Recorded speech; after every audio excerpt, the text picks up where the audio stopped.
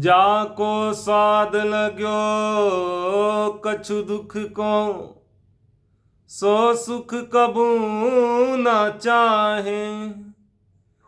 वाको से दुख फेर फेर, हृदय चढ़ चढ़ आई। वाको सो दुख फेर फेर, हृदय चढ़ चढ़ आई। अब महामती इंद्रावती जी कहती हैं कि जिसको दुख का सुख पता चल जाए कि दुख में कितना सुख है, सांसारिक झूठे सुख को छोड़ करके राज्य के लिए दुख उठाना, भजन करना, भक्ति करना, सेवा करना, जिसको ये पता चल जाए कि देखो ने यार, ये सांसारिक सुख छोड़ने के बाद भले ही दुख थोड़ा मिल रहा है राज्य के मार्ग पे, ऐसा लग रहा है कि अब दुख हो रहा है, लेकिन इसमें कितना आनंद है। अगर थोड़ा सा भी राज्य के भक्ति रूपी दुख का स्वाद हमें लग जाए तो हम कभी भी संसार का झूठा सुख नहीं चाहेंगे।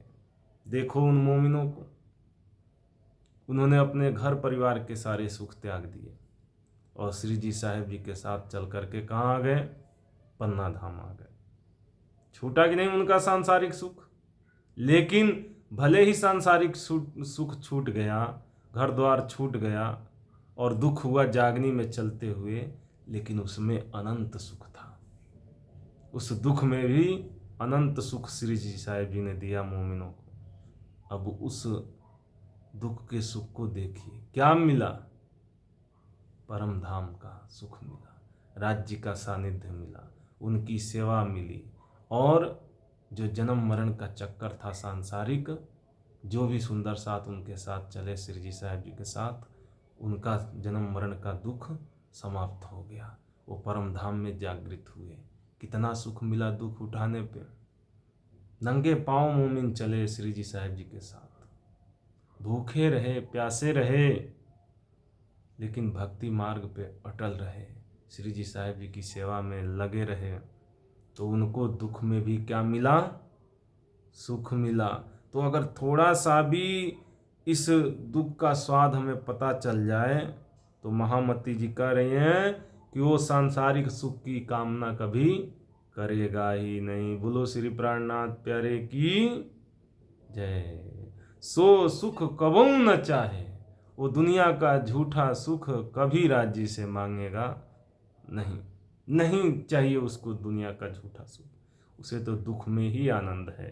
धनी की भक्ति करते समय उसे सज्जा का सुख छोड़ना पड़े वो भी उसे स्वीकार है, उसे ये सांसारिक मनोरंजन के सुख छोड़ने पड़े वो भी उसे स्वीकार है, उसे दुनिया के लोगों का जो बैठ कर के गप्पे मार के सुख लेते हैं वो छोड़ना पड़े वो भी उसे मंजूर है। वो तो धनी के जिक्र में दुख उठा रहा है, धनी के जिक्र में, धनी के वाणी चर्चा में, धनी के भजनों में, धनी की सेवा में अपना समय बिता रहा है। ये उसके लिए अनंत सुख है। अगर स्वाद आ जाए दुख का न, तो दुख ही सुख है। जो राज्य के लिए हम दुख उठाते हैं उसी में सुख है। कभी भी वो मोमिन ब्रह्म सृष्टि संसार के सुखों की कामना करेगी ही नहीं। अगर दुख का वास्तविक रूप उसे समझ में आ जाए कि दुख में लाभ कितना है। वाको सो दुख फेर फेर, हृदय चढ़ चढ़ आए। जिस दुख में वो अपने राज्य से बातें कर रही आत्मा, जिस दुख में अपने धनी से मिलन हो रहा है, जिस दुख में वो अपने आप को परम धाम में सन्मुख राज्य के देखती है, अगर उसको इसका सच्चा स्वाद मिल जाए, लग जाए, पता चल जाए, तो बार बार वही दुख उसके हृदय में चढ़ चढ़ के आएगा, वही याद आएगा बार बार कि कितना अच्छा वो दिन था, दुख था लेकिन राज्य साथ थे, राज्य का प्रेम था। वही दुख उसको प्रिय लगेगा और हृदय में चढ़ चढ़ बार बार आएगा कि दुख में ही सुख है, दुख में ही सुख है। ये सांसारिक संसाधनों में सुख नहीं, दुख में ही सुख है। जब धनी का हम भजन कर रहे हैं उसी में सुख है। दुनिया के किसी वस्तु में सुख नहीं है। वही हृदय में चढ़ चढ़ उस आत्मा के आएगा कि राज्य के लिए दुख उठाना चाहिए, भजन करना चाहिए, सेवा करना चाहिए। सांसारिक जो सुख हमें प्राप्त हो रहे हैं उनको अच्छा नहीं लगेगा उस आत्मा को। उस आत्मा को धनी का दुख ही अच्छा लगेगा।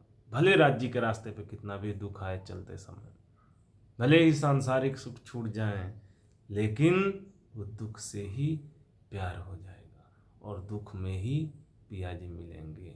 दुख से प्यूजी मिल सी, सुखे न मिलिया कोई, अपने प्यू का मिलना सो दुख ही से होए। दुख में ही राज्य महाराज जी से मिलन होता है, सुख में नहीं मिलन होता है। ये नहीं है कि आप पाँव पसार के सोओगे, दिन रात सुख लोगे, सांसारिक मनोरंजन करोगे, उससे राज्य मिलेंगे। नहीं, जो दुख उठाएंगे, भक्ति करेंगे, सेवा करेंगे, उसी से राज्य का मिलन होगा। यही परम प्रेम का मार्ग है। दुख, बिरहा, इश्क, फिर मिलन। इसी तरह राज्य प्रसन्न होते हैं। तो जो ब्रह्म सृष्टि हैं उनको दुख ही प्यारा लगता है।